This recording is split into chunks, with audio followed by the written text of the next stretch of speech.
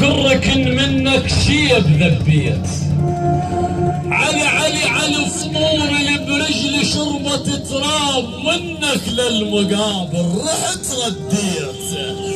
جماعة جماعة الجودرة فانوس همباك بعد ردت قدام شلها بالبيت. لو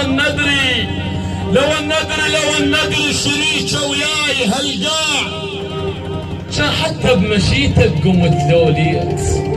يا بعد الما شبع من ندل اللون ولا طق شي براسه وقمت حنيت ولا هلت متونه من الثجيلات ولا شاور القاع وقال صديت.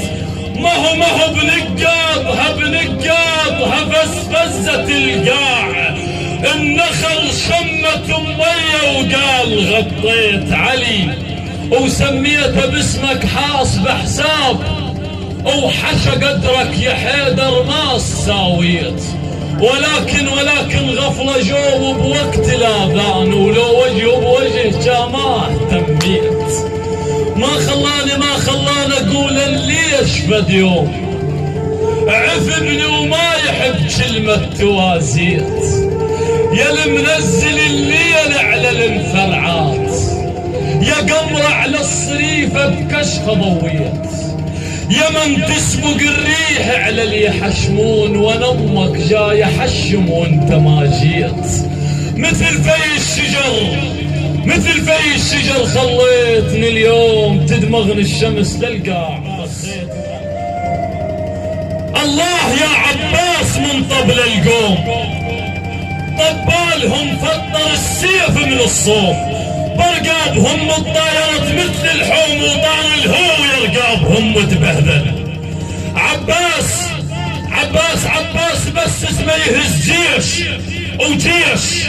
الطف غرق دور وما حصل جيش والموت جاه يدور يريد يعيش. عباس رايد مهله راح تعدل واشرط شرط وشروطه كلها بكيفي. كل الرقب خلتي تقبل سيفي. خطار يمي ومائع وفنضيفي قل لي يا ملك الموس سجلك كمل. افتح سجل ثاني اجوا لي اعداد والسيف سيف وطبع طبع ابن جواد. كل اللي يجي يقص راسه وبدون عناد ويطيه راسه بجفه ويقل اسهل. عباس كل ظن الشرد منك راح تزرع وتحصد شنه شغلك فلاح. والسيف ذرهم مثل ذر المرواح والهوى الشرج بخزرتك شو شمل. عباس لون تهتك زينب شو تصير يمكن جناحاتك تفكهن وتطير بس لا بدر مني يا زينب تخصير. قول يا زينب.